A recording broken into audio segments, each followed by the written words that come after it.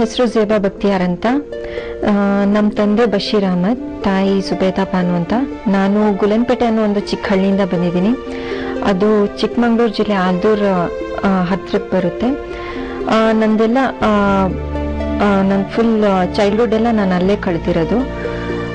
First ನನ್ನ schooling start ಮಾಡಿದಾಗ primary education ಏನಿದೆ ಅದು ನಾನು ಪ್ರೈಮರಿ ಟು ಹೈಸ್ಕೂಲ್ ಫುಲ್ ನಾನು ಎಸ್ ಮಾನ್ಸರ್ ಸ್ಕೂಲ್ ಅಂತ ಅಲ್ಲೇ ಹತ್ರದಲ್ಲೇ ಸ್ಕೂಲ್ ಇತ್ತು, ಅಲ್ಲೇ ನಾನು ಕಂಪ್ಲೀಟ್ ಮಾಡಿದ್ದು.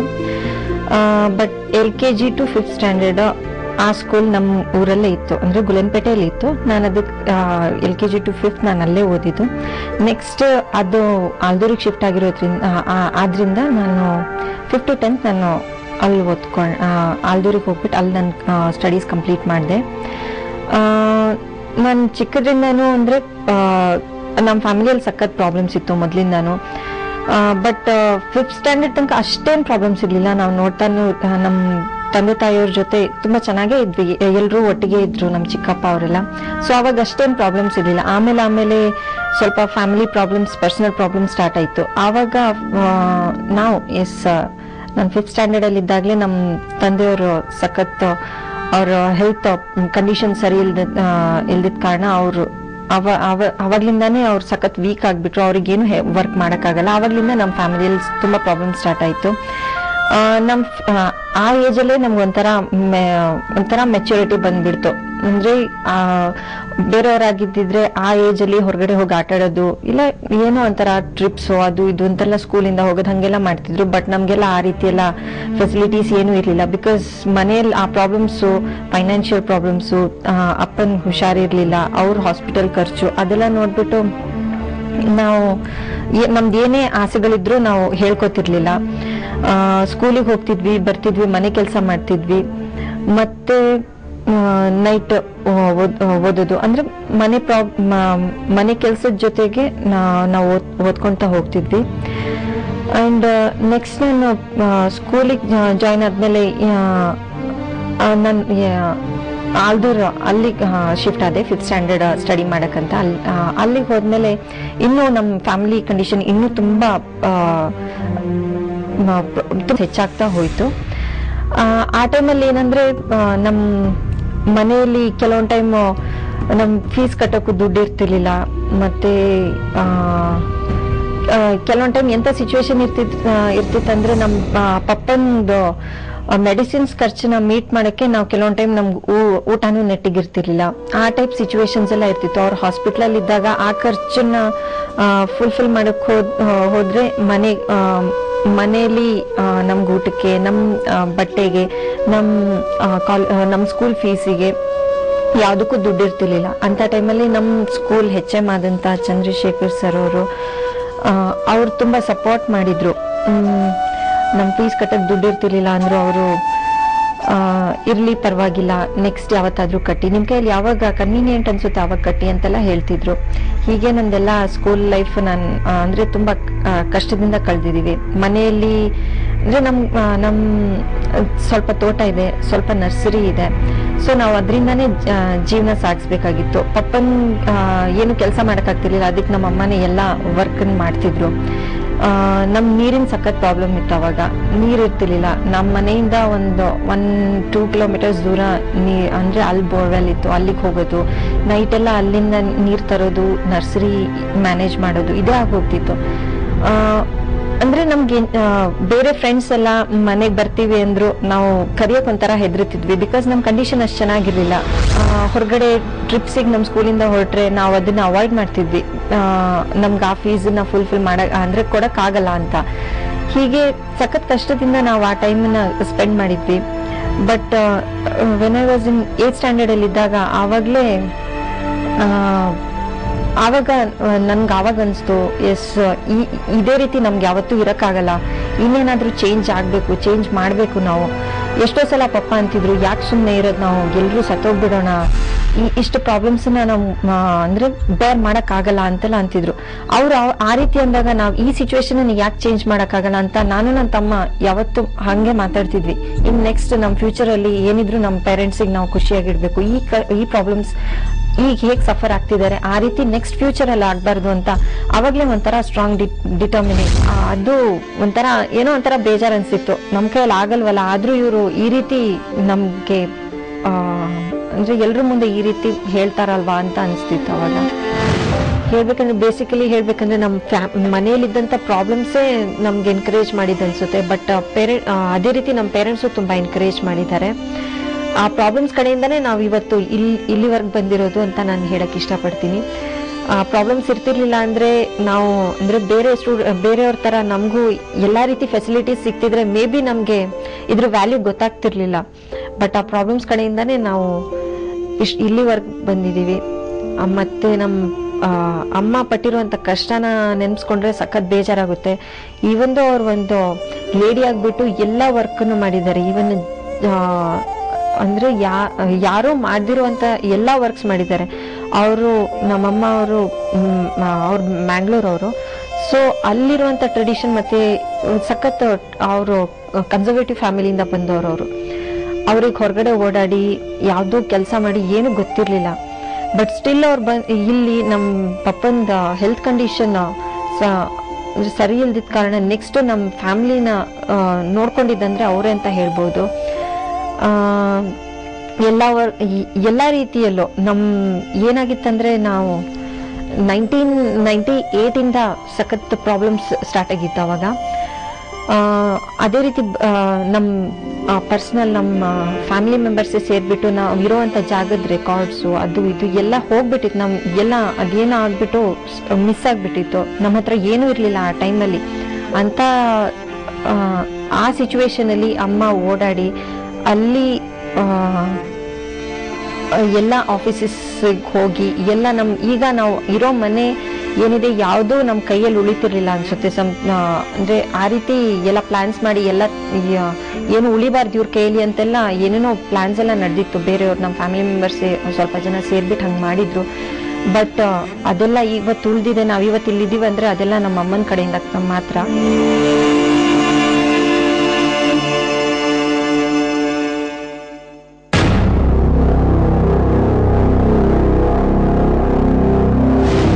ಏನೋ ಆ ಟೈಮಲ್ಲೇ ಅಂತ ಮೆಚೂರ್ ಡಿಸಿಷನ್ ಅನ್ನ ತಗೊಂಡು ನಾವು ಆವಾಗ್ಲಿಂದ ಒಂಚೂರು ಸೀರಿಯಸ್ನೆಸ್, ಸ್ಟಡೀಸ್ ಬಗ್ಗೆ ಒಂದು ಸೀರಿಯಸ್ನೆಸ್ ಬಂತು. ನೆಕ್ಸ್ಟ್ ಇಷ್ಟಾದ್ಮೇಲೆ ನೆಕ್ಸ್ಟ್ ನಾವು ಸಖತ್ ಸೀರಿಯಸ್ ಆಗಿ ಸ್ಟಡಿ ಮಾಡಕ್ ಸ್ಟಾರ್ಟ್ ಮಾಡಿದ್ವಿ. ಎಷ್ಟೇ ವರ್ಕ್ ಇದ್ರು ನಾವು ಸ್ಟಡೀಸ್ ನ ನೆಗ್ಲೆಕ್ಟ್ ಮಾಡ್ತಿರ್ಲಿಲ್ಲ. ಎಂತ ಸಿಚುವೇಶನ್ ಬಂದ್ರು ನಾವು ಸ್ಟಡೀಸ್ ನ ನೆಗ್ಲೆಕ್ಟ್ ಮಾಡೋದನ್ನ ಯಾವತ್ತೂ ಮಾಡಿಲ್ಲ. ಅದೇ ರೀತಿ ಸ್ಟಡೀಸ್ ಕಂಟಿನ್ಯೂ ಆಯ್ತು. 10th ಸ್ಟ್ಯಾಂಡರ್ಡ್ ಅಲ್ಲಿ ನಂದು ಡಿಸ್ಟಿಂಕ್ಷನ್ ಬಂತು. ಅಷ್ಟೇ ಒಳ್ಳೆ ಮಾರ್ಕ್ಸ್ ಬರಲಿಲ್ಲ, ಬಟ್ 88% ಇತ್ತು ನಂದು. ಆ ಪರ್ಸೆಂಟೇಜ್ ಬಂದ ತಕ್ಷಣ ನಮ್ಮ ಪೇರೆಂಟ್ಸಿಗೆ ಅಷ್ಟು ಓದಿಸಿದೆ ದೊಡ್ಡದಾಗಿತ್ತು. ನಾನು 10th ಓದಿಸಿದ್ದೆ. ಅವಾಗ ಅವ್ರು ಏನ್ ಅನ್ಕೊಂಡಿದ್ರು, 10th ಆದ್ಮೇಲೆ ಇಲ್ಲೇ ಯಾವ್ದಾದ್ರು ಕಾಲೇಜಿಗೆ ಸೇರ್ಕೊಂಡ್ರೆ ಆಗುತ್ತೆ ಇವಳು. ನಾನು ಹಂಗೆ ಅನ್ಕೊಂಡಿದ್ದೆ. ನಮ್ ಕ್ಲಾಸಲ್ಲಿ ಎಷ್ಟೋ ಜನ ನನ್ನ ಕ್ಲಾಸ್ಮೇಟ್ಸ್ ಎಲ್ಲ ಅಂತಿದ್ರು, ನೆಕ್ಸ್ಟ್ 10th ಆದ್ಮೇಲೆ ಎಲ್ಲಿಗೆ ಹೋಗ್ತೀರಾ ಅಂದ್ರೆ ದೊಡ್ಡ ದೊಡ್ಡ ಕಾಲೇಜಸ್ ಹೆಸರೆಲ್ಲ ಹೇಳೋರು. ಆದ್ರೆ ನಾವೇನು ಮಾತಾಡಕ್ ಆಗ್ತಿರ್ಲಿಲ್ಲ. ನಾನು ಸುಮ್ಮನಾಗಿರ್ತಿದ್ದೆ. ಬಿಕಾಸ್ ಗೊತ್ತಿತ್ತಲ್ವಾ ಮನೆಯ ಕಂಡೀಷನ್ ಸರಿ ಇಲ್ಲ ಅಂತ. ನೆಕ್ಸ್ಟ್ ಏನಿದ್ರು ಇಲ್ಲೇ ಯಾವ್ದಾದ್ರು ಕಾಲೇಜ್ ಸೇರ್ಕೋತೀನೇನೋ, ಏನಿಲ್ಲ ಅಂದ್ರೂ ಆರ್ಟ್ಸು ಆ ಫೀಲ್ಡಿಗೆ ಹೋಗ್ತೀನೇನೋ, ನನ್ನ ಕೈಯಲ್ಲಿ ಬೇರೆ ಕಾಲೇಜಿಗೆ ಹೋಗಿ ಸ್ಟಡಿ ಮಾಡಕ್ ಆಗಲ್ಲ ಅಂತ ಅನ್ಕೊಂಡಿದ್ದೆ. ಬಟ್ ಪರ್ಸೆಂಟೇಜ್ ಬಂದ ತಕ್ಷಣ ಎಲ್ರು ಸಪೋರ್ಟ್ ಮಾಡಕ್ ಸ್ಟಾರ್ಟ್ ಮಾಡಿದ್ರು. ಇವಳು ನೆಕ್ಸ್ಟ್ ಓದ್ಬೋದು, ಇವಳು ಓದಿಸ್ಬೋದು ಅಂತ ಅಂತಿದ್ರು. ಆವಾಗ ನಮ್ಮ ಪೇರೆಂಟ್ಸ್ ಅಂದ್ರೆ ಇನ್ನೂ ಹೆದರಿಕೆ ಸ್ಟಾರ್ಟ್ ಆಯ್ತು ಅವ್ರಿಗೆ. ಇಷ್ಟವರ್ಗ ಇಲ್ಲಿನ ತನಕ ಬಂದಿರೋದೇ ದೊಡ್ಡದು, ಇನ್ ಮುಂದೆ ಇವಳಿಗೆ ಹೇಗ್ ಓದ್ಸೋದಪ್ಪ, ಅಷ್ಟು ದೊಡ್ಡ ದೊಡ್ಡ ಕಾಲೇಜಸ್ಸಿಗಂತೂ ಕಳ್ಸಕ್ಕಾಗಲ್ಲ. ಎಲ್ರು ಅಂತಿದ್ದಾರೆ ಇವಳಿಗೆ ಸೈನ್ಸ್ ಸಬ್ಜೆಕ್ಟ್ ಕೊಡ್ಸಿ ಅದ್ರಲ್ಲಿ ಓದ್ಲಿ ಇವಳು ಅಂತ ಹೇಳ್ತಿದ್ದಾರೆ ಅಂತ. ಆವಾಗ ನಮ್ ಊರವ್ರು ಒಂದ್ ಸ್ವಲ್ಪ ಜನ ಬಂದ್ಬಿಟ್ಟು ನಮ್ ಪೇರೆಂಟ್ಸಿಗೆ ಗೈಡ್ ಮಾಡಿದ್ರು. ಅಂದ್ರೆ SDM ಕಾಲೇಜ್ ಉಜ್ರೆ ಅಲ್ಲಿ ಹೋಗಿ ಕೇಳಿ, ಅವರು ಏನಾದ್ರೂ ಫೀ ಕನ್ಸೆಷನ್ ಮಾಡ್ತಾರೆ. ಮತ್ತೆ ಆಳ್ವಾಸ್ ಕಾಲೇಜ್ ಮೂಡ್ಬಿದ್ರಿ, ಅಲ್ಲಿ ಪರ್ಸೆಂಟೇಜ್ ಚೆನ್ನಾಗಿದ್ರೆ ಫ್ರೀ ಶಿಪ್ ಕೊಡ್ತಾರೆ ಮ್ಯಾನೇಜ್ಮೆಂಟ್ ಇಂದ ಅಂತ ಹೇಳಿದ್ರು. ಅದೆಲ್ಲ ನಮ್ಮ ಅಮ್ಮನ್ಗೆ ಅಷ್ಟು ಗೊತ್ತಾದ ತಕ್ಷಣ ಅವ್ರಲ್ಲಿ ಡೈರೆಕ್ಟ್ ಉಜ್ರೆಗೆ ಬಂದ್ಬಿಟ್ಟು ಅಲ್ಲಿ ಮಾತಾಡಿದಾಗ ಅಲ್ಲವ್ರಂದ್ರು, ಎಸ್ ನಾವು ನಿಮ್ಮ ಮಗಳನ್ನ ಕರ್ಕೊಂಡು ಬನ್ನಿ, ನೋಡ್ತೀವಿ ಏನ್ ಮಾಡ್ಬೇಕು ಅಂತ. ಆಮೇಲೆ ಅವ್ರು ಅಲ್ಲಿಂದ ಮತ್ತೆ ಆಳ್ವಾಸ್ ಕಾಲೇಜಿಗೆ ಹೋದ್ರು. ಅಲ್ಲಿ ಹೋದಾಗ ಅವರು ಹಾಗೆ ಹೇಳಿದ್ರು, ನೆಕ್ಸ್ಟ್ ಅವ್ರು ಡಿಸ್ಕಸ್ ಅವರಿಬ್ರು ಮಧ್ಯದಲ್ಲಿ ಅಂದ್ರೆ ನೆಕ್ಸ್ಟ್ ಧರ್ಮಸ್ಥಳದಲ್ಲಿ ಅವರು ಹೇಳಿದ್ರು ಆಳ್ವಾಸ್ ಕಾಲೇಜೇ ಬೆಸ್ಟ್ ಅನ್ಸುತ್ತೆ, ಅಲ್ಲೇ ಹೋಗಿ ನೋಡಿ, ನಾನು ಅವ್ರ ಹತ್ರ ಮಾತಾಡ್ತೀನಿ ಅಂತ. ನೆಕ್ಸ್ಟ್ ಅವ್ರು ಹಂಗೆ ಹೇಳಿದ ತಕ್ಷಣ ನಾವು ಆಳ್ವಾಸಿಗೆ ಹೋದ್ವಿ. ಅಲ್ಲಿ ಹೋದಾಗ ಅವ್ರು ಒಪ್ಕೊಂಡ್ರು. ಇವಂದು ಅವ್ರು 90% ಮೇಲಿದ್ದವ್ರಿಗೆ ಮಾತ್ರ ಫ್ರೀಶಿಪ್ ಕೊಡ್ತಿದ್ರು, ಬಟ್ ಸ್ಟಿಲ್ ನಮ್ಮ ಮನೆ ಕಂಡೀಷನ್ ಸರಿ ಇಲ್ದಿದ್ದ ಕಾರಣ ಅವರು ಒಪ್ಕೊಂಡ್ರು ಫ್ರೀಶಿಪ್ ಕೊಡ್ತೀವಿ ಅಂತ. ಸೊ ನಾನು ಅಲ್ಲಿ ಜಾಯ್ನ್ ಆದೆ. ನಾನು ಫಸ್ಟ್ ಟೈಮ್ ನಮ್ಮ ಪೇರೆಂಟ್ಸಿಂದ ಸಪ್ರೇಟ್ ಆಗಿದ್ದಂದ್ರೆ ಅದೇ ಫಸ್ಟ್ ಅಂತ ಹೇಳ್ಬೋದು. ಆ ರೀತಿ ದೂರ ಆದ ತಕ್ಷಣ ನಂಗೆ ಹೋಮ್ ಸಿಕ್ನೆಸ್ಸು ಸಖತ್ ಇರ್ತಿತ್ತು. ಓದೋದನ್ನ ನೆಗ್ಲೆಕ್ಟ್ ಮಾಡಿದೆ. ಏನಿದ್ರು ಇಲ್ಲ, ನಾನು ಮನೆಗೆ ವಾಪಸ್ ಹೋಗ್ಬೇಕು ಅಂತಾನೆ ನನ್ನ ಮನಸ್ಸಲ್ಲಿತ್ತು. ಫಸ್ಟ್ ಇಯರ್ ಕಂಪ್ಲೀಟ್ ಮಾಡಿದ ತಕ್ಷಣ, ಫಸ್ಟ್ ಇಯರ್ PU ಕಂಪ್ಲೀಟ್ ಆದ ತಕ್ಷಣ ನಾನು ವಾಪಸ್ ಮನೆಗೆ ಬಂದು ಇಲ್ಲ ನಾನಿನ್ನು ಹೋಗಲ್ಲ ಕಾಲೇಜಿಗೆ, ಆ ಕಾಲೇಜಿಗಂತೂ ಹೋಗಲ್ಲ, ಬಿಕಾಸ್ ನಂಗೆ ದೂರ ಇರೋಕ್ಕಾಗಲ್ಲ, ನಾನು ಇಲ್ಲೇ ಯಾವುದಾದ್ರು ಕಾಲೇಜಿಗೆ ಸೇರ್ಕೋತೀನಿ. ನಾನು ಅದೇ ಸಬ್ಜೆಕ್ಟ್ ಓದ್ಬೇಕಂತ ಏನು ನನ್ಗೆ ಆಸೆ ಏನಿಲ್ಲ, ನಾನು ಇಲ್ಲೇ ನಮ್ಮೂರಲ್ಲೇ ಇದ್ದು ನಾನು ಇಲ್ಲೇ ಯಾವ್ದಾದ್ರು ಕೋರ್ಸ್ ಮಾಡ್ಕೋತೀನಿ, ಇಲ್ಲಾಂದ್ರೆ ನಾನು ಕಾಲೇಜಿಗೆ ಹೋಗಲ್ಲ ಅಂತ ಹೇಳಿದೆ. ಅಂದ್ರೆ ಅಷ್ಟು ನನಗೆ ಪೇರೆಂಟ್ಸ್ ಇಂದ ದೂರ ಇರೋದು ನಂಗೆ ಅಷ್ಟು ಕಷ್ಟ ಆಗ್ತಿತ್ತು. ಅದು ಅಲ್ಲದೆ ಆ ಎನ್ವೈರನ್ಮೆಂಟ್ ಜೊತೆ ನಂಗೆ ಅಡ್ಜಸ್ಟ್ ಆಗಕ್ ಆಗ್ತಿರ್ಲಿಲ್ಲ. ಬಿಕಾಸ್ ನಾವು ಒಂದು ಅಂದ್ರೆ ನಮ್ ಮನೆ ನಾವು ಆ ಬ್ಯಾಕ್ ಗ್ರೌಂಡ್ ಇಂದ ಬಂದಿಲ್ಲ. ಅಂತ ಕಾಲೇಜಲ್ಲಿ ಓದುವಷ್ಟು ಕೆಪಾಸಿಟಿ ನಮಗೂ ಇರ್ಲಿಲ್ಲ. ಅಲ್ಲಿರುವಂತ ಸ್ಟೂಡೆಂಟ್ಸ್ ಜೊತೆ ನಮ್ಗೆ ಮಿಂಗಲು ಆಗಕ್ ಆಗ್ತಿರ್ಲಿಲ್ಲ. ಸೊ ಆ ರೀತಿಯ ಒಂದು ಇನ್ಫೀರಿಯಾರಿಟಿ ಕಾಂಪ್ಲೆಕ್ಸೇ ಅನ್ಬೋದು ಅದನ್ನ. ನೆಕ್ಸ್ಟ್ ಅದಾದ ತಕ್ಷಣ ಮನೆಗೆ ಬಂದು ಹಂಗೆ ಹೇಳಿದ ತಕ್ಷಣ ಪೇರೆಂಟ್ಸು ಅಂದ್ರೆ ಅವ್ರಿಗೆ ಸಖತ್ ಹೆದರಿಕೆ ಆಯ್ತು. ಇನ್ನೇನ್ ಇವಳಿಗೆ ಫೋರ್ಸ್ ಮಾಡಕ್ಕಂತೂ ಆಗಲ್ಲ, ಇಲ್ಲೇ ಇರ್ತಾಳೇನೋ ಅಂತ. ಅವ್ರಿಗೆ ಮತ್ತೆ ಟೆನ್ಷನ್ ಸ್ಟಾರ್ಟ್ ಆಯ್ತೇನೋ, ಈಗೇನ್ ಮಾಡೋದು ಇವಳಿಗೆ ಹಾಗೆ ಹೀಗೆ ಅಂತ. ಇನ್ನೇನ್ ನಾಳೆ ಕಾಲೇಜ್ ಸೆಕೆಂಡ್ ಇಯರ್ ನನ್ನ ಕ್ಲಾಸಸ್ ಕಮೆನ್ಸ್ ಆಗುತ್ತಂದ್ರೆ ಹಿಂದಿನ ದಿವಸ ಎಲ್ಲರೂ ಕೂತ್ಕೊಂಡು ಸಖತ್ ಹೇಳಿ ಮತ್ತೆ ಅಲ್ಲಿಂದ ನಂಗೆ ವಾಪಸ್ ಕಳಿಸ್ಕೊಟ್ರು ಅಲ್ಲಿಗೆ. ನೀನ್ ಹೋಗ್ಲೇಬೇಕು, ಇಲ್ಲಿದ್ರೆ ಮತ್ತೆ ನಿನ್ ಪೇರೆಂಟ್ಸಿಗೆ ಪ್ರಾಬ್ಲಮ್ ಆಗುತ್ತೆ, ಅವ್ರ ಕೈಯಲ್ಲಿ ಆಗಲ್ಲ ಅಷ್ಟೆಲ್ಲ ಖರ್ಚು ನೋಡ್ಕೊಳಕ್ಕೆ. ಮೊದಲೇ ನಿನ್ ತಮ್ಮಂದು ಸ್ಕೂಲ್ ಎಕ್ಸ್ಪೆನ್ಸಸ್ ಅವ್ರು ನೋಡ್ಕೋತಿದ್ದಾರೆ, ಅದರಲ್ಲಿ ನಿಮ್ ಪಪ್ಪಂದು ಹೆಲ್ತ್ ಬಗ್ಗೆನೂ ನೀನ್ ಒಂಚೂರು ಥಿಂಕ್ ಮಾಡ್ಬೇಕಾಗುತ್ತೆ. ನೀನ್ ಇಲ್ಲಿದ್ರೆ ನಿನ್ ಖರ್ಚು ಬರುತ್ತಿಲ್ಲಿ, ಅಲ್ಲಾದ್ರೆ ಅಟ್ಲೀಸ್ಟ್ ನಿಂಗೆ ಫ್ರೀಶಿಪ್ ಸಿಗ್ತಾ ಇದೆ ಅಂತ ಅಲ್ಲಿ ಏನೋ ಒಂಥರ ಫ್ರೀಶಿಪ್ ಸಿಗ್ತಿದೆ, ನೀನ್ ಅಲ್ಲಿ ಚೆನ್ನಾಗಿ ಓದ್ಕೋಬಹುದು. ಮತ್ತೆ ಆ ಕಾಲೇಜು ಅಷ್ಟೇ ಒಳ್ಳೇದು. ಅಲ್ಲಿ ಓದೋರಿಗೆ ಇರುವಂತ ವ್ಯಾಲ್ಯೂ ಅಲ್ಲಿ ಓದ್ಬಿಟ್ಟು ಬಂದಿರೋ ಸ್ಟೂಡೆಂಟ್ಸ್ ಎಜುಕೇಶನ್ ಇರುವಂತ ವ್ಯಾಲ್ಯೂ ಇನ್ನೆಲ್ಲೂ ಇಲ್ಲ ಅನ್ಸುತ್ತೆ ಅಂತ ಹೇಳಿದಾಗ ಮತ್ತೆ ನಾನು ಅಲ್ಲಿಗೆ ಹೋದೆ ವಾಪಸ್. ಆದ್ರೆ ನಂಗೆ ಮನ್ಸಿರ್ಲಿಲ್ಲ ಓದಕ್ಕೆ. ನಂಗೆ ಏನೋ ಒಂಥರ ನಾನು ಸ್ಟಡೀಸ್ ನೆಗ್ಲೆಕ್ಟ್ ಮಾಡಿದೆ, ಓದಕ್ ಮನ್ಸಿರ್ತಿರ್ಲಿಲ್ಲ. ಸುಮ್ನೆ ನನ್ನ ಪಾಡಿಗೆ ನಾನು ಇರ್ತಿದ್ದೆ ಯಾವ್ದೋ ಒಂದು ಲೋಕದಲ್ಲಿ. ಅದೇ ರೀತಿ ಎಲ್ಲ ನೆಗ್ಲೆಕ್ಟ್ ಮಾಡ್ಕೊಂಡು ಫೈನಲಿ ಎಕ್ಸಾಮ್ಸ್ ಬಂತು. ಎಕ್ಸಾಮ್ಸ್ ಅಲ್ಲೂ ಅಷ್ಟೇ ನಾನು ಓದಕ್ ಕೂತ್ಕೊಂಡ್ರು ಏನು ತಲೆಗೆ ಹೋಗ್ತಿರ್ಲಿಲ್ಲ, ಬರೀ ಮನೆ ನೆನಪಾಗೋದು. ಅವಾಗೇನ್ ಮೊಬೈಲ್ ಫೋನ್ಸ್ ಅದು ಇದು ಏನು ಇರ್ತಿರ್ಲಿಲ್ಲ. ಮನೆಗ್ ಕಾಲ್ ಮಾಡ್ಬೇಕಂದ್ರೆ ಎಷ್ಟೋ ಉದ್ದ ಕ್ಯೂ ಅಲ್ಲಿ ನಿಲ್ಬೇಕಾಗ್ತಿತ್ತು. ಅಲ್ಲಿ ಕಾಯಿನ್ ಫೋನ್ ಇರ್ತಿತ್ತು, ಅಲ್ಲಿ ಹೋಗಿ ನಿಂತ್ಕೊಂಡು ವೇಟ್ ಮಾಡಿ ನಮ್ ½ ಡಿನ್ನರ್ ಟೈಮ್ ಸಿಕ್ತಿತ್ತು. ಅದೇ ಟೈಮಲ್ಲಿ ನಾವು ಕಾಲ್ ಮಾಡ್ಬೇಕಾಗಿತ್ತು. ಅಲ್ಲಿ ಹೋಗಿ ನಿಂತ್ಕೊಂಡು ಅಷ್ಟುದ್ದ ಕ್ಯೂ ಮುಗಿಯೋಷ್ಟ್ರೊಳಗೆ ನಮ್ ಟೈಮ್ ಆಗ್ಬಿಡ್ತಿತ್ತು, ಮತ್ತೆ ವಾಪಸ್ ಕಳಿಸ್ತಿದ್ರು. ದಿನ ಇದೇ ಆಗ್ತಿತ್ತು, ಹೋಗಿ ವೇಟ್ ಮಾಡೋದು, ಮನೆಗೆ ಕಾಲ್ ಮಾಡಕ್ ಟ್ರೈ ಮಾಡೋದು, ಇದೇ ರೀತಿ ಲೈಫ್ ಅಲ್ಲಿ ನಾನು ಕಳೆದ್ಬಿಟ್ಟೆ. ಜಸ್ಟ್ ಮನೆ ಬಗ್ಗೆ ಥಿಂಕ್ ಮಾಡ್ಕೊಂಡು. ಎಕ್ಸಾಮ್ಸ್ ಹತ್ರ ಬಂದಾಗ ಅದೇ ರೀತಿ ನೆಗ್ಲೆಕ್ಟ್ ಮಾಡ್ಕೊಂಡೆ. ಫೈನಲಿ ನಂದು PUC ಅಲ್ಲಿ ನಂಗೆ 70% ಬಂತು. ಆ ಪರ್ಸೆಂಟೇಜ್ ನೋಡಿದಾಗ ನನ್ಗೆ ಶಾಕ್ ಆಯ್ತು. ಇಲ್ಲಿನ ತನಕ ನಾನು ಬಂದ್ಬಿಟ್ನಲ್ಲ, ನಾನು ಏನ್ ಮಾಡಿದೆ, ಮನೆ ಬಗ್ಗೆ ಅದು ಇದು ಅಂತ ಬೇಡ್ದಿದ್ದೆ ಥಿಂಕ್ ಮಾಡ್ಬಿಟ್ಟು ನಾನು ಸಖತ್ ತಪ್ಪು ಮಾಡ್ಬಿಟ್ಟೆ ಅಂತ ನಂಗೆ ಆವಾಗ ರಿಯಲೈಸ್ ಆಯ್ತು. ಆದ್ರೆ ನಾನು PU ಎಂಡ್ ಆಗುವಾಗ ನನ್ನ ಮನ್ಸಲ್ಲಿ ಇದ್ದಿದ್ದು ನಾನು ಇಂಜಿನಿಯರಿಂಗ್ ಮಾಡ್ತೀನಿನೋ ಅಂತ ಇತ್ತು. ಆದ್ರೆ ಅದನ್ನ ಮನೇಲಿ ಹೇಳಕ್ ನಂಗೆ ಧೈರ್ಯ ಇರ್ಲಿಲ್ಲ. ಹೇಳ್ಬಿಟ್ರೆ ಮತ್ತವರಿಗೆ ಅವ್ರು ಎಲ್ಲಿಂದ ಅರೇಂಜ್ ಮಾಡ್ತಾರೆ, ಅದು ಅಂದ್ರೆ ದುಡ್ಡು ಎಲ್ಲಿಂದ ಅರೇಂಜ್ ಮಾಡ್ತಾರೆ ಅಂತ ಅದೊಂಥರ ಟೆನ್ಷನ್. ಮನೆಗ್ ಬಂದೆ, ರಿಸಲ್ಟ್ ಬಂತು, ರಿಸಲ್ಟ್ ನೋಡಿದೆ. ಆದ್ರೆ ಪೇರೆಂಟ್ಸ್ ಏನು ಹೇಳಿಲ್ಲ, ಯಾಕಿಷ್ಟು ಕಡಿಮೆ ಏನು ಅಂತ ಯಾರು ಏನು ಹೇಳಿಲ್ಲ. ಬಟ್ ನನಗ್ ಸಖತ್ ಬೇಜಾರಾಗಿತ್ತು. ನಾನು ಹತ್ಬಿಟ್ಟೆ ನಮ್ಮ ಪೇರೆಂಟ್ಸ್ ಮುಂದೆ. ನಾನು ಇಷ್ಟು ಮಾರ್ಕ್ಸ್ ತಗೊಂಡಿದ್ದೀನಿ, ನಾನು ಏನ್ ಮಾಡ್ದೆ, ನನ್ಗೆ ಗೊತ್ತಿಲ್ಲ ಇದು ಹೇಗಾಯ್ತು ಅಂತೆಲ್ಲ ಅನ್ನುವಾಗ ಅವರು ಏನಾಗಲ್ಲ ಬಿಡು, ನೆಕ್ಸ್ಟ್ ಇದ್ ಮಾಡ್ತೀಯಲ್ಲ, ನೆಕ್ಸ್ಟ್ ನೀನು ಫರ್ದರ್ ಸ್ಟಡೀಸ್ ಮಾಡ್ತೀಯಲ್ಲ, ಅವಾಗ ಇನ್ನೂ ಚೆನ್ನಾಗಿ ಮಾರ್ಕ್ಸ್ ತೆಗಿಬಹುದು ಅಂತ ಅವಾಗ ಅವ್ರು ಎನ್ಕರೇಜ್ ಮಾಡಿದ್ರು. ಆವಾಗ ಪೇರೆಂಟ್ಸ್ ಕೇಳಿದ್ರು ನೆಕ್ಸ್ಟ್ ಏನ್ ಮಾಡ್ತೀಯಾ ಅಂತ. ಏನೋ ಲಾಸ್ಟ್ ಹೋಪ್ ಅನ್ನೋ ತರ ನಾನು ಎಂಜಿನಿಯರಿಂಗ್ ಅಂತ ಹೇಳ್ದೆ. ಬಟ್ ಅವ್ರು ಆವಾಗ್ಲೇ ಸಖತ್ ಅಂದ್ರೆ ಆಗಲ್ಲ, ಆ ಇಂಜಿನಿಯರಿಂಗ್ ಅಷ್ಟು ದುಡ್ಡು ಖರ್ಚು ಮಾಡಿ ನಿಂಗೆ ಓದ್ಸಕ್ಕಂತೂ ಆಗಲ್ಲ ಅಂತ ಹೇಳಿದ್ರು. ಆವಾಗ ಇನ್ನೇನಿಲ್ಲ, ನೆಕ್ಸ್ಟ್ ನನ್ನ ಲೈಫಲ್ಲಿ ಇವ್ರೇನು ಡಿಸೈಡ್ ಮಾಡ್ತಾರೆ ಅದೇ ರೀತಿ ಅಂತ ನಾನು ಸುಮ್ಮನಿದ್ದೆ. ಆವಾಗ ನಮ್ಮ ಫ್ಯಾಮಿಲಿ ಮೆಂಬರ್ಸ್ ಸ್ವಲ್ಪ ಜನ ಸಜೆಸ್ಟ್ ಮಾಡಿದ್ರು, ಅಂದ್ರೆ BSc ಹಾರ್ಟಿಕಲ್ಚರ್ ತಗೋ, ಚೆನ್ನಾಗೇ ಇದೆ, ಒಳ್ಳೆ ಕೋರ್ಸಸ್, ಸ್ಕೋಪ್ ಇದೆ, ನಿನ್ನ ಎಫರ್ಟ್ ಮೇಲೆ ಡಿಪೆಂಡ್ ಆಗುತ್ತದು, ನೀನು ಯಾವ ರೀತಿ ಕಲಿತೀಯ ಅದ್ರ ಮೇಲೆ ಹೋಗುತ್ತೆ ಅಂತ ಹೇಳಿದ್ರು. ಏನೋ ನೋಡೋಣ ಅಂತ ಜಾಯ್ನ್ ಆಗ್ಬಿಟ್ಟೆ, ಪೇರೆಂಟ್ಸ್ ಹೇಳಿದ್ರು ಅಂತ ಬಂದ್ಬಿಟ್ಟು ಆ ಕಾಲೇಜ್ BSc ಹಾರ್ಟಿಕಲ್ಚರ್ ಕೋರ್ಸ್ನ ನಾನು ತಗೊಂಡೆ. ನಾನು ಜಾಯ್ನ್ ಆಗಿದ್ದು ಕಾಲೇಜ್ ಆಫ್ ಹಾರ್ಟಿಕಲ್ಚರ್ ಮೂಡಿಗೆರೆ. ಅಲ್ಲಿ ಜಾಯ್ನ್ ಆದಾಗ ಫಸ್ಟ್ ಸಬ್ಜೆಕ್ಟ್ ಸಖತ್ ಒಂಥರ ಡಿಫ್ರೆಂಟ್ ಆಗಿತ್ತು, ಏನೋ ಒಂಥರ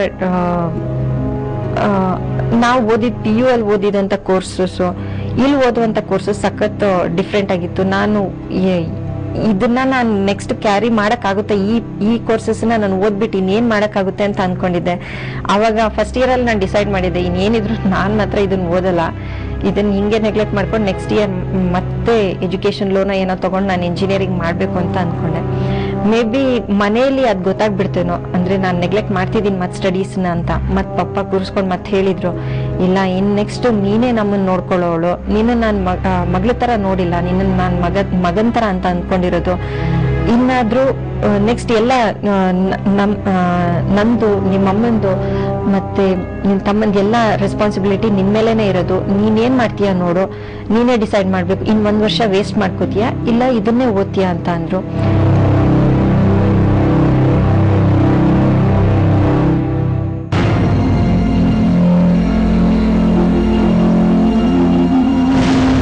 ಅಷ್ಟು ಹೇಳಿದ ತಕ್ಷಣ ಆವಾಗ ಅನ್ಸ್ತು ನನ್ಗೆ, ನನ್ನ ಡ್ರೀಮ್ಸು ಅಂತ ನಾನು ಅದ್ರ ಹಿಂದೆ ಹೋದ್ರೆ ನೆಕ್ಸ್ಟ್ ನನ್ನ ಪೇರೆಂಟ್ಸು, ನನ್ನ ತಮ್ಮನ ಡ್ರೀಮ್ಸ್ ಏನಿದೆ ಅದೆಲ್ಲ ಅದ್ಯಾವುದೂ ಫುಲ್ಫಿಲ್ ಆಗಲ್ಲ ಅಂತ ನಂಗೆ ಗೊತ್ತಾಯ್ತು. ಸೊ ನಾನು ಎಂಜಿನಿಯರಿಂಗು ನಂದು ಏನೇನು ಕನ್ಸಿತ್ತು ಎಲ್ಲ ನನ್ಗೆ ಕೊಟ್ಬಿಟ್ಟು ನಾನು ಇದನ್ನೇ ನನ್ನ ಕರಿಯರ್ ಅಂತ ತಗೊಂಡಿದ್ದೀನಿ, ನಾನು ಇದನ್ನೇ ಚಾಲೆಂಜ್ ಆಗಿ ಅಕ್ಸೆಪ್ಟ್ ಮಾಡ್ಬಿಟ್ಟು ಇದ್ರಲ್ಲೇ ನಾನು ಮುಂದುವರಿಬೇಕಂತ ಅನ್ಕೊಂಡೆ.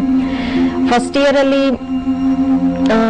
ಕೋರ್ಸಸ್ ಒಂಥರ ಕಷ್ಟನೇ ಇರ್ತಿತ್ತು, ಆದ್ರೂ ಅಡ್ಜಸ್ಟ್ ಮಾಡ್ಕೊಂಡು ಅದನ್ನ ಸ್ಟಡಿ ಮಾಡ್ತಾ ಇದ್ದೆ. ನೆಕ್ಸ್ಟ್ ಬರ್ತಾ ಇದ್ದಂಗೆ ನಂಗೆ ಅದೇ ಸಬ್ಜೆಕ್ಟ್ ಅಲ್ಲಿ ನಂಗೆ ಇಂಟ್ರೆಸ್ಟ್ ಸ್ಟಾರ್ಟ್ ಆಯ್ತು. ನೆಕ್ಸ್ಟ್ ಇಂಟ್ರೆಸ್ಟ್ ಬರ್ತಿದ್ದಂಗೆ ನಮ್ದೆಲ್ಲ ಲೆಕ್ಚರರ್ಸಿಗೆ ಅಂದ್ರೆ ನಂಗೆ ಈ ಕೋರ್ಸಸ್ ಅಲ್ಲಿ ಇಷ್ಟ ಇದೆ ಅಂತ ಗೊತ್ತಾದ ತಕ್ಷಣ ಅವರು ಅಷ್ಟೇ ಅದೇ ರೀತಿ ರೆಸ್ಪಾಂಡ್ ಮಾಡಕ್ ಸ್ಟಾರ್ಟ್ ಮಾಡಿದ್ರು. ಎಲ್ಲಾ ಟೈಪಲ್ಲೂ ಅವ್ರು ಕೋಆಪರೇಟ್ ಮಾಡ್ತಿದ್ರು. ಎಸ್ಪೆಷಲಿ ನಮ್ದೆಲ್ಲಾ ಲೆಕ್ಚರರ್ಸು ಅಲ್ಲಿ ತುಂಬಾ ಚೆನ್ನಾಗೇ ಇರ್ತಿದ್ರು. ಯಾವುದೇ ಪ್ರಾಬ್ಲಮ್ ಆಗಿರ್ಲಿ, ಈವನ್ ನಮ್ ಫ್ಯಾಮಿಲಿ ಪ್ರಾಬ್ಲಮ್ಸ್ ಇದ್ರು ಅವ್ರು ಸಾಲ್ವ್ ಮಾಡಕ್ ಮುಂದೆ ಬರ್ತಿದ್ರು. ಅಷ್ಟ್ ಚೆನ್ನಾಗಿ ಎನ್ಕರೇಜ್ ಮಾಡ್ತಿದ್ರು ಅವರು. ನಮ್ ಫಾರ್ಮರ್ ಡೀನ್ ಆದಂತ ವೆಂಕಟೇಶ್ ಸರ್ ಅವರು, ಪ್ರೆಸೆಂಟ್ ನಮ್ doctor Hemla Naik sir, doctor Sanath Kumar sir ಮತ್ತೆ ಕೃಷ್ಣಮೂರ್ತಿ ಸರ್ ಅನ್ನೋರು, ಇಷ್ಟು ಜನ ನನ್ನ ಲೈಫಲ್ಲಿ ಸಖತ್ ತುಂಬಾ ಚೇಂಜಸ್ ತಂದಿದ್ದಾರೆ. ಇವರು ತುಂಬಾ ಹೆಲ್ಪ್ ಮಾಡಿದ್ದಾರೆ ಅಂತಾನೆ ಹೇಳ್ಕೋಬಹುದು. ನಾನು ಸೆಕೆಂಡ್ ಇಯರ್ ಅಲ್ಲಿ ಇದ್ದಾಗ ಏನೋ ಒಂಥರ ಒಂಥರ ನಂದು ಆಕ್ಟಿವ್ ನೇಚರ್ ಅಂತಾನೆ ಹೇಳ್ಬೋದು. ನಾನು ಎಲ್ಲಾ ಇದ್ರಲ್ಲೂ ಫಂಕ್ಷನ್ಸ್ ಆಗ್ಲಿ ಏನೇ ಆಗಿರ್ಲಿ ಎಲ್ಲಾದ್ರಲ್ಲೂ ಕಾಂಪೀಟ್ ಮಾಡಕ್ ಹೋಗ್ತಿದ್ದೆ. ಮೇ ಬಿ ಅದೇ ನೋಡಕ್ ಆಗ್ತಿರ್ಲಿಲ್ವೇನೋ ನಮ್ ಊರಲ್ಲಿ ಸ್ವಲ್ಪ ಜನರಿಗೆ.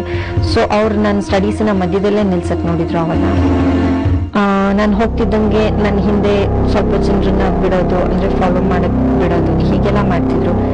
ತುಂಬಾ ಆವಾಗ ಸಖತ್ ಪ್ರಾಬ್ಲಮ್ ಆಗ್ತಿತ್ತು. ನಾನು ಹೆದರ್ಕೊಂಡು ಅಲ್ಲೇ ಮೂಡಿಗೆರೆಯಲ್ಲಿ ಇದ್ದಂತ ಪೊಲೀಸ್ ಸ್ಟೇಷನ್ಗೆ ಹೋಗ್ಬಿಟ್ಟು ಕಂಪ್ಲೇಂಟ್ ಕೊಟ್ಟೆ. ಅಂದ್ರೆ ನಂಗೆ ಪ್ರಾಬ್ಲಮ್ ಆಗ್ತಿದೆ, ಈ ರೀತಿ ನಂಗೆ ತೊಂದರೆ ಕೊಡ್ತಿದ್ದಾರೆ, ಮನೆಗೆ ಕಾಲ್ ಮಾಡೋದು, ಬೈಯೋದು, ನಿಮ್ಮ ಮಗಳನ್ನ ಅಂದ್ರೆ ಕಾಲೇಜಿಗೆ ಕಳಿಸ್ಬೇಡಿ, ಇಲ್ಲೇ ಇರ್ಲಿ, ಮನೇಲೇ ಇರ್ಲಿ, ಆ ರೀತಿ ಎಲ್ಲ ತಿರ್ಗಾಡಬಾರ್ದು, ಹಾಗೆ ಹೀಗೆ ಅಂತೆಲ್ಲ ಏನೇನೋ ಹೇಳ್ತಿದ್ರು. ಅದನ್ನೆಲ್ಲ ನೋಡ್ಬಿಟ್ಟು ನಾನು ಹೋಗ್ಬಿಟ್ಟು ಪೊಲೀಸ್ ಸ್ಟೇಷನ್ ಅಲ್ಲಿ ಕಂಪ್ಲೇಂಟ್ ಕೊಟ್ಟೆ, ಅಂದ್ರೆ ನಂಗೆ ಈ ರೀತಿ ಪ್ರಾಬ್ಲಮ್ ಆಗ್ತಿದೆ ಅಂತ. ಸೊ ಅವರು ಇಲ್ಲ ನಿನ್ಗೇನಿದ್ರು ನಾವು ಪ್ರೊಟೆಕ್ಷನ್ ಕೊಡ್ತೀವಿ, ನೀನ್ ಹೆದರ್ಕೋಬೇಡ, ನೀನ್ ಆರಾಮಾಗಿ ಕಾಲೇಜಿಗೆ ಹೋಗು ಅಂದ್ರು. ಸೊ ನೆಕ್ಸ್ಟ್ ಆ ಒಂದು ಇನ್ಸಿಡೆಂಟ್ ಇನ್ನೂ ಒಂಥರ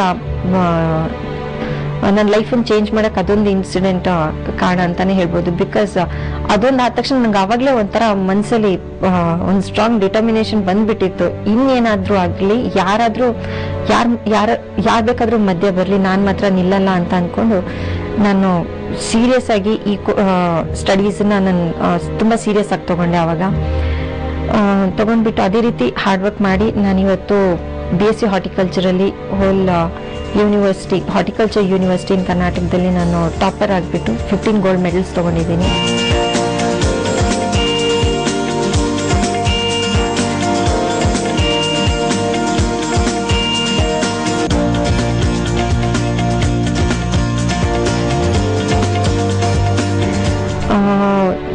ಕಂಪ್ಲೀಟ್ ಆಗುವಾಗಲೇ ನಮ್ಮ ಪೇರೆಂಟ್ಸು ಇನ್ನು MSc ಬೇಡ, ಇವಳಿಗೆ ಇಷ್ಟೇ ಸಾಕು.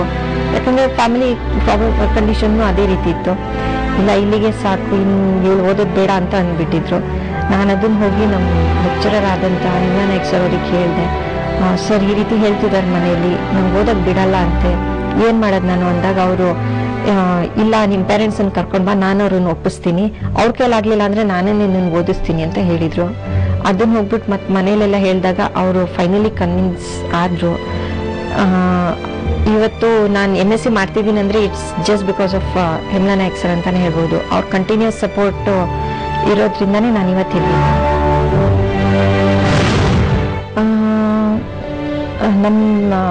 ನಾನು MSc ಮಾಡಕ್ಕೆ ಜಾಯ್ನ್ ಆದಾಗ ನನ್ನಿಂದ ಮನೇಲಿ ಏನಾದರೂ ಪ್ರಾಬ್ಲಮ್ ಆಗಬಾರ್ದು ಅಂತ ನಾನು ಬ್ಯಾಂಕಿಂದ ಎಜುಕೇಷನ್ ಲೋನ್ ತೆಗ್ದ್ಬಿಟ್ಟು ಅದರಲ್ಲೇ ನಾನೀಗ ಸ್ಟಡಿ ಮಾಡ್ತಾ ಇರೋದು. ಬೇಸಿಕಲಿ ನಾನು ಲೋನ್ ತೆಗ್ದಿದ್ದು ಯಾಕಂದ್ರೆ ಈಗ ನೆಕ್ಸ್ಟ್ ನನ್ನ ತಮ್ಮ ಈಗ BCom ಫೈನಲ್ ಇಯರ್ ಅಲ್ಲಿ ಇದ್ದಾನೆ. ಇನ್ನು ನೆಕ್ಸ್ಟ್ ಅವನು ಏನಾದರೂ ಮಾಡ್ಬೇಕಂದ್ರೆ ಅವನಿಗೆ ನನ್ನಿಂದ ಪ್ರಾಬ್ಲಮ್ ಆಗಬಾರ್ದು ಅಂತ ನಾನು ಈ ಲೋನ್ ತೆಗ್ದಿದ್ದೀನಿ. ಅದೇ ರೀತಿ ನಾನು ಈಗ ಫಸ್ಟ್ ನಾನು MSc ಮುಗಿಸಿ ನಮ್ಮ ಮನೇಲಿ ಒಂದು ಸ್ವಲ್ಪ ಸಾಲ ಇದೆ, ಅದನ್ನ ನಾನು ತೀರಿಸ್ಬೇಕು. ನೆಕ್ಸ್ಟ್ ನನ್ನ ತಮ್ಮ ಏನು ಮಾಡ್ಬೇಕಂತಿದ್ದಾನೆ ಅವನಿಗೆ ಅದನ್ನ ನಾನು ಮಾಡಿಸ್ತೀನಿ. ಹೇಗಿದ್ರು ನನ್ನ ಪೇರೆಂಟ್ಸ್ ಮೊದಲು ಪಟ್ಟಂತ ಕಷ್ಟನ ಇನ್ನವ್ರ ಲೈಫಲ್ಲಿ ನೋಡಬಾರ್ದು ಅಂತ ಅಂದ್ಕೊಂಡಿದ್ದೀನಿ. ಅದೇ ರೀತಿ ನಾನು ವರ್ಕ್ ಮಾಡ್ತೀನಿ. ಇದಾದ್ಮೇಲೆ ನಾನು ಇದೇ ಫೀಲ್ಡಲ್ಲಿದ್ದು ನೆಕ್ಸ್ಟ್ ಏನಾದರೂ ಹಾರ್ಟಿಕಲ್ಚರ್ ಫೀಲ್ಡಲ್ಲೇ ಏನಾದರೂ ನಮ್ಮ ಕಂಟ್ರಿಗೆ ಏನಾದರೂ ಕಾಂಟ್ರಿಬ್ಯೂಟ್ ಮಾಡ್ಬೇಕಂತ ಅಂದ್ಕೊಂಡಿದ್ದೀನಿ. ಅಂಡ್ ಒನ್ ಮೋರ್ ಥಿಂಗ್, ಎಷ್ಟೋ ಹುಡುಗಿಯರು ಮಧ್ಯದಲ್ಲಿ ಎಜುಕೇಶನ್ ಅನ್ನ ನಿಲ್ಲಿಸ್ಬಿಡ್ತಾರೆ. ಇದೇ ಎಷ್ಟೋ ಪ್ರಾಬ್ಲಮ್ಸ್ ಇರುತ್ತೆ. ಮೇ ಬಿ ಫ್ಯಾಮಿಲಿ ಪ್ರಾಬ್ಲಮ್ಸ್ ಇರ್ಬೋದು, ಇಲ್ಲ ನಮ್ಮೂರ ಅಂದ್ರೆ ಕಮ್ಯುನಿಟಿ ಪ್ರಾಬ್ಲಮ್ಸ್ ಇರ್ಬೋದು, ಇಲ್ಲ ಅಂದ್ರೆ ಯಾರೋ ಹೇಳಿದ್ರು ಓದ್ಬಾರ್ದು ಹಾಗೆ ಹೀಗೆ ಅಂತ ಬಿಡಿಸ್ಬಿಡ್ತಾರೆ. ಅದೆಲ್ಲ ಎಫೆಕ್ಟೇ ಮಾಡಲ್ಲ ಅಂತ ಹೇಳ್ಬೋದು. ಬಿಕಾಸ್ ಎಷ್ಟೋ ಜನ ನನ್ ಗಡ್ಡ ಹಾಕಕ್ ಬಂದ್ರು, ಓದ್ಲೇಬಾರ್ದು ಇವಳು, ಮುಂದೆ ಹೋಗ್ಬಾರ್ದು ಅಂತ. ಇವಾಗ ಅಂತವ್ರೆ ಮನೆಗೆ ಬಂದ್ಬಿಟ್ಟು ಕಂಗ್ರ್ಯಾಚುಲೇಷನ್ಸ್ ಹಾಗೆ ಹೀಗೆ ಅಂತೆಲ್ಲ ಹೇಳ್ತಾರೆ ಅವರು. ಈ ಸಿಚುವೇಶನ್ ಇವತ್ತು ಏನ್ ನನ್ಗೇನಾಗಿದೆ ಅದೇ ರೀತಿ ಅವ್ರ ಲೈಫಲ್ಲೂ ಮೇ ಬಿ ಆ ದಿನ ಬರ್ಬೋದೇನೋ. ಅವರಲ್ಲಿರುವಂತ ಯಾವ ಕ್ವಾಲಿಟೀಸ್ ಇದೆ, ಅವರಲ್ಲಿರುವಂತ ಒಂದು ಅವ್ರು ಯಾವ ಫೀಲ್ಡ್ ಅಲ್ಲಿ ಇದ್ದಾರೆ ಅಂದ್ರೆ ಯಾವ ಕ್ವಾಲಿಟೀಸ್, ಯಾವ ಸ್ಪೆಷಾಲಿಟೀಸ್ ಏನಿದೆ, ಯಾವ ಫೀಲ್ಡರ್ ಅವರು ಚೆನ್ನಾಗಿದ್ದಾರೆ ಅದನ್ನ ಐಡೆಂಟಿಫೈ ಮಾಡಿಬಿಟ್ಟು ಅದರಲ್ಲೇ ಅವ್ರು ಮುಂದುವರೆದ್ರೆ ಒಳ್ಳೇದು ಅಂತ ಹೇಳಕ್ ಇಷ್ಟಪಡ್ತೀನಿ ನಾನು. ಈಗ ಬರೀ ಸ್ಟಡೀಸ್ ಮಾತ್ರ ಅಲ್ಲ, ಸ್ಪೋರ್ಟ್ಸ್ ಇರುತ್ತೆ, ಸಿಂಗಿಂಗು ಇಲ್ಲ ಡ್ಯಾನ್ಸಿಂಗ್, ತುಂಬಾ ತುಂಬಾ ಫೀಲ್ಡ್ಸ್ ಇದೆ. ತುಂಬಾ ಅಂದ್ರೆ ತುಂಬಾ ಅಪರ್ಚುನಿಟೀಸ್ ಇರುತ್ತೆ ಲೈಫಲ್ಲಿ. ಎಷ್ಟೋ ಫೀಲ್ಡ್ಸ್ ಅಲ್ಲಿ ನಾವು ತುಂಬಾ ಚೆನ್ನಾಗಿರ್ತೀವಿ. ಅದನ್ನ ಅಂದ್ರೆ ಏನಿದೆ ನಮ್ಮಲ್ಲಿರುವಂತ ಕ್ವಾಲಿಟೀಸ್ ನಾವು ಐಡೆಂಟಿಫೈ ಮಾಡಿ, ನಾವು ಮಾತ್ರ ಅಲ್ಲ ನಮ್ಮ ಪೇರೆಂಟ್ಸು ಅದೇ ರೀತಿ ಸಪೋರ್ಟ್ ಮಾಡ್ಬೇಕಾಗುತ್ತೆ. ಅದರಲ್ಲಿ ಪೇರೆಂಟ್ಸ್ ಸಪೋರ್ಟ್ ಇಲ್ಲ ಅಂದ್ರೆ ಏನು ಮಾಡೋಕ್ಕಾಗಲ್ಲ. ಪೇರೆಂಟ್ಸ್ ಅವ್ರ ಸಪೋರ್ಟ್, ಅವ್ರ ಎನ್ಕರೇಜ್ಮೆಂಟ್ ಈಸ್ ಮಸ್ಟ್ ಅಂತ ಹೇಳ್ಬೋದು. ಅದನ್ನ ಐಡೆಂಟಿಫೈ ಮಾಡಿ ನಿಮ್ಮ ಪೇರೆಂಟ್ಸ್ ಮೇಲೆ ನಿಮ್ ಬರ್ಡನ್ ಆಗಬಾರ್ದು ಅಂದ್ರೆ ಎಷ್ಟೋ ಬ್ಯಾಂಕ್ಸು ಎಜುಕೇಶನ್ ಲೋನು, ಎಷ್ಟೋ ಫ್ರೀಶಿಪ್ ಕೊಡ್ತಾರೆ, ಎಷ್ಟೋ ಇನ್ಸ್ಟಿಟ್ಯೂಟ್ಸ್ ಫ್ರೀಶಿಪ್ ಕೊಡ್ತಾರೆ. ಅದನ್ನ ಸ್ಕಾಲರ್ಶಿಪ್ಸ್ ಎಷ್ಟೋ ಇರುತ್ತೆ, ಅದನ್ನ ಯಾವ ರೀತಿ ತಗೋಬೇಕಂತ ನೋಡಿ ಅದನ್ನ ತಗೊಂಡ್ಬಿಟ್ಟು ನಾವು ಮುಂದೆ ಎಜುಕೇಶನ್ ಕಂಪ್ಲೀಟ್ ಮಾಡ್ಕೋಬಹುದು ಅಂತ ಹೇಳಿ.